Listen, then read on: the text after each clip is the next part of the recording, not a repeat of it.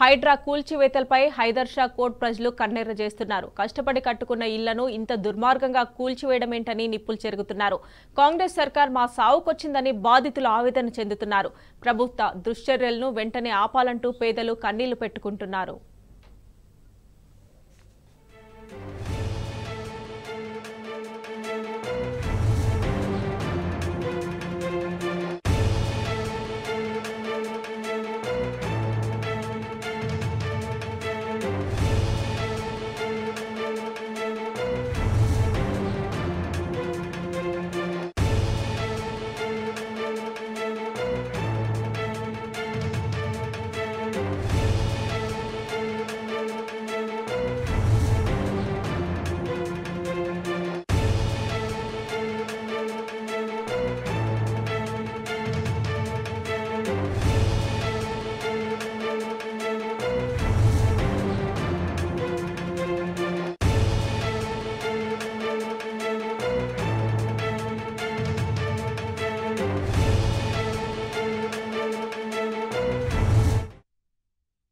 Hydraa కూల్చివేతలపై Hyder Shah court ప్రజలు కన్నెర్ర చేస్తున్నారు. కష్టపడి కట్టుకున్న ఇళ్లను ఇంత దుర్మార్గంగా కూల్చివేయడమేంటని నిప్పులు చెరుగుతున్నారు. కాంగ్రెస్ సర్కార్ మా సావుకొచ్చిందని బాధితులు ఆవేదన చెందుతున్నారు. మరిన్ని డీటెయిల్స్ మా ప్రతినిధి వంశీ అందజేస్తారు.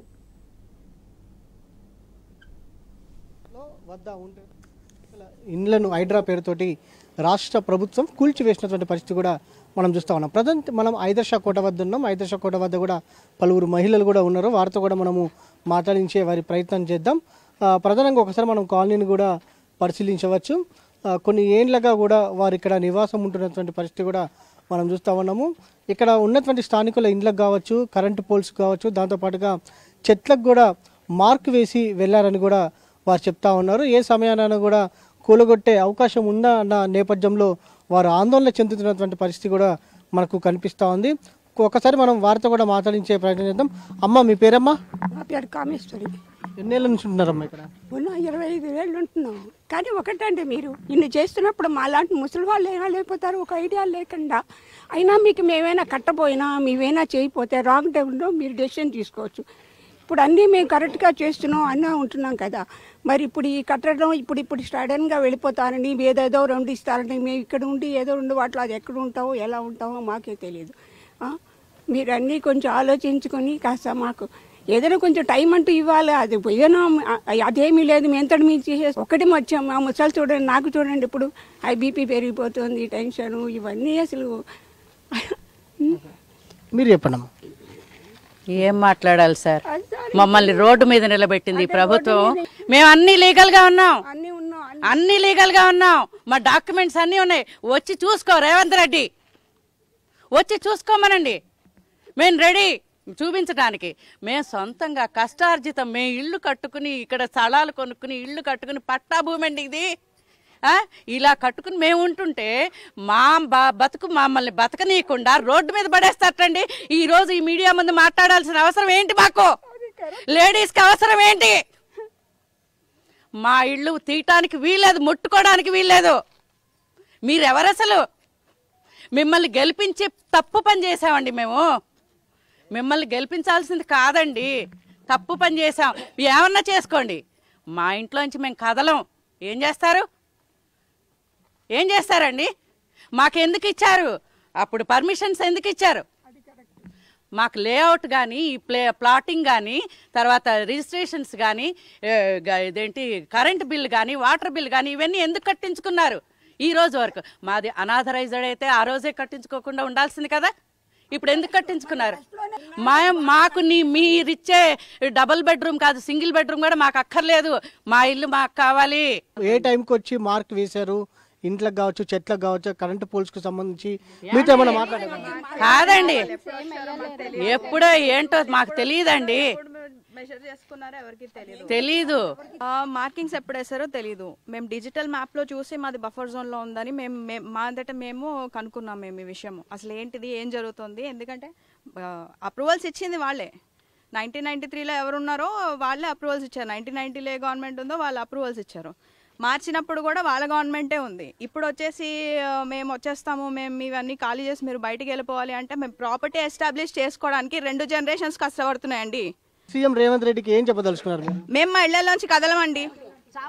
మీరు మ్యాప్ చేంజ్ చేసుకోండి. అక్కడ డిఫెన్స్ ల్యాండ్స్ వాళ్ళు ముందుకొచ్చారు, వాళ్ళు అక్కడి నుంచి తీసుకోండి మీరు ల్యాండ్స్. మా ఇళ్లలోంచి మేము కదిలే ప్రసక్తే లేదు. ఏం చేసుకుంటారు చేసుకోండి. And it is empty land. మీరు చెప్పండి.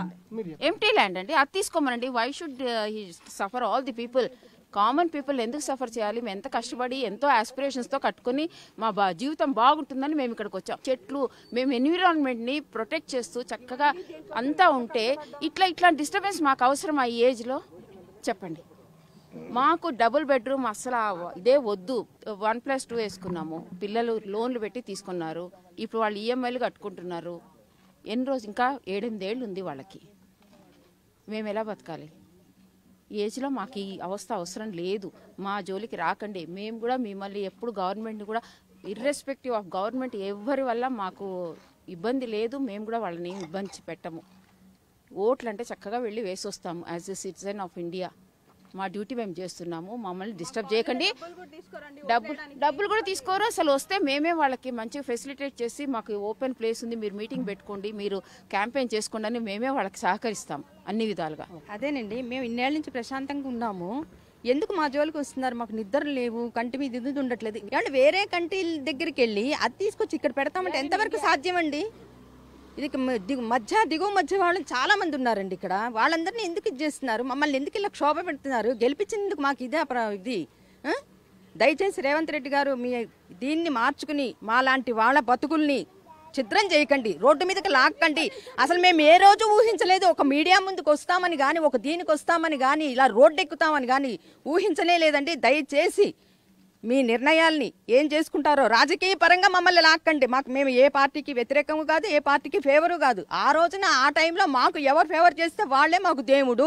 అది అంతకంటే మేమేం చెప్పలేమండి. దయచేసి రేవంత్ రెడ్డి గారు ఇంతమందిని క్షోభ పెట్టకండి. అది కొత్త కన్స్ట్రక్షన్స్ కాదు, 30 ఏళ్ల నుంచి ఉన్న వాళ్ళం రోడ్డు మీద పడేస్తే ఎట్లా? కొత్త కన్స్ట్రక్షన్సా? ఆయనకు తెలీదా?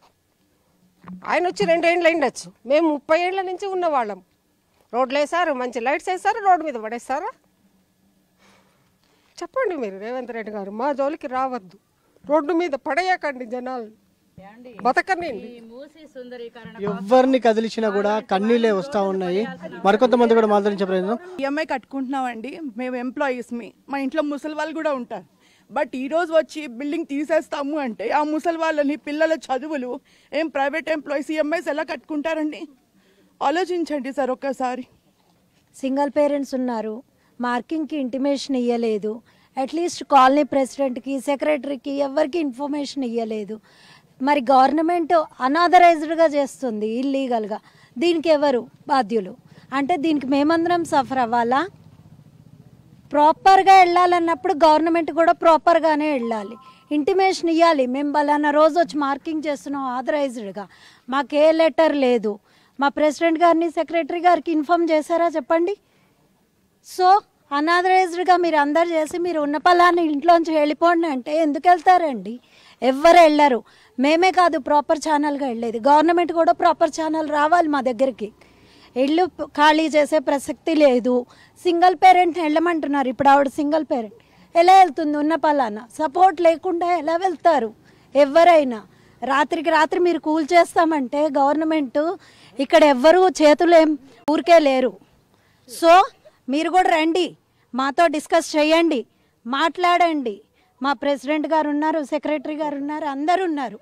అమ్మ చెప్పండి, మీరే ఎంతమంది ఉంటారు కుటుంబంలో? మా ఇంట్లో మాది పెద్ద ఫ్యామిలీ అండి, మా జాయింట్ ఫ్యామిలీ. మేము 4 ఫ్యామిలీస్ ఉన్నాం. ఇప్పుడు ఉన్న పలంగా బయటకు వెళ్ళిపోమంటే ఎందుకు వెళ్ళిపోదు? మాది రీసెంట్గా అసలు మేము 6 years 7 years అవుతుంది.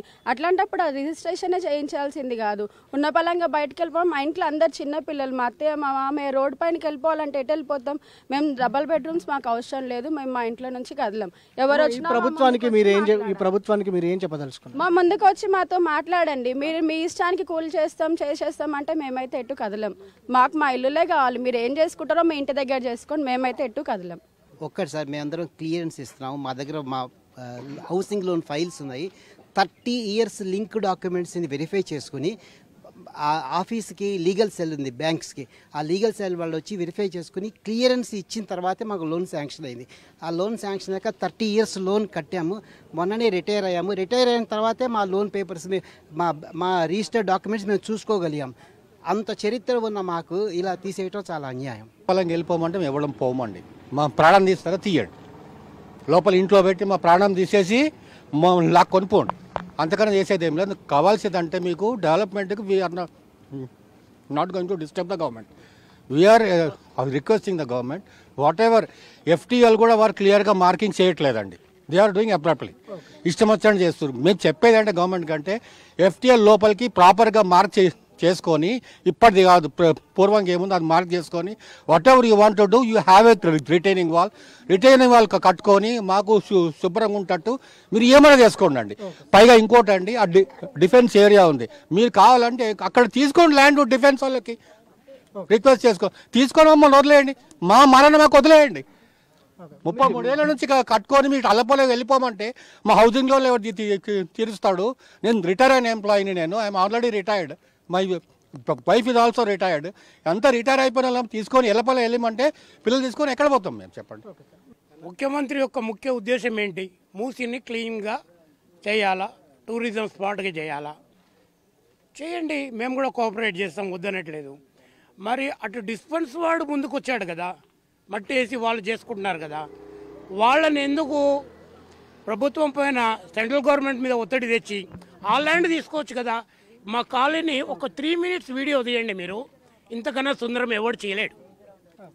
ఇంకేం తెచ్చి పెడతాడు ఆయన ఇక్కడ? మీరు ప్రభుత్వానికి ఏం చెప్పదలుచుకున్నారు?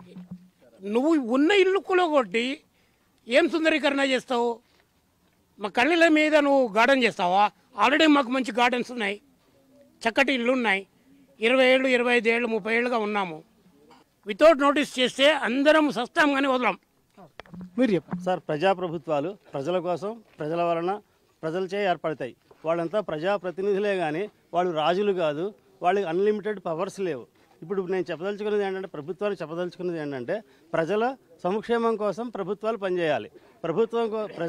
ప్రజల్ని బాధపెట్టి, వాళ్ళని ఇబ్బంది పెట్టి, వాళ్ళని నాశనం చేసేట ఉద్దేశాలతో గవర్నమెంట్ పనిచేస్తే ఏ ప్రజాప్రభుత్వం కూడా నిలబడదు. ప్రభుత్వం నిలబడాలంటే ప్రజల సంక్షేమం కోసమే పనిచేయాలని మేము రేవంత్ రెడ్డి గారిని కోరుకుంటున్నాం. మూసీ నది సుందరీకరణకి మేము ఎవ్వరం వ్యతిరేకం కాదు. కానీ ఏంటంటే, ఇప్పుడు ఆల్రెడీ 25-30 సంవత్సరాల నుంచి ఉన్నటువంటి ప్రజలను ఇబ్బంది పెట్టి, వాళ్ళ ఇళ్ళు కూలగొట్టి, వాళ్ళ సమాధుల మీద పార్కులు సుందరీకరణ చేయొద్దని మాత్రం మేము కోరుకుంటున్నాం. ఇది ఒకసారి కూడా మనం చూడొచ్చు, ఎవరిని కదిలించినా కూడా కన్నీళ్ళే వస్తూ ఉన్నాయి. ఈ వయసులో కూడా ఏదైతే వృద్ధాప్యంలో కూడా తాము ఎక్కడికి వెళ్ళాలనేది కూడా బాధను వారు వ్యక్తం చేసినటువంటి పరిస్థితి కూడా మనకు కనిపిస్తూ ఉంది. మొత్తం మీద ఆదర్శ్ కోటకు సంబంధించి కూడా చూస్తే ప్రజలు కూడా తీవ్రమైనటువంటి ఆగ్రహం వ్యక్తం చేస్తూ ఉన్నారు, ఆవేదన వ్యక్తం చేస్తూ ఉన్నారు. కొన్ని సంవత్సరాలుగా లోన్లు తీసుకొని ఈఎంఐలు కట్టుకుంటున్నటువంటి వారు కూడా ఉన్నారు. మొత్తం మీద చూస్తే మాత్రం ఒక రకంగా బాధాకరమైనటువంటి అంశంగా చెప్పుకోవచ్చు. కాలనీ వాసులందరూ కూడా కన్నీటి పర్యటమవుతున్నటువంటి పరిస్థితి కూడా మనకు కనిపిస్తూ ఉంది. వీడియో జర్నలిస్ట్ దశరథ్తో వంశీకృష్ణ, టీ న్యూస్, హైదరాబాద్.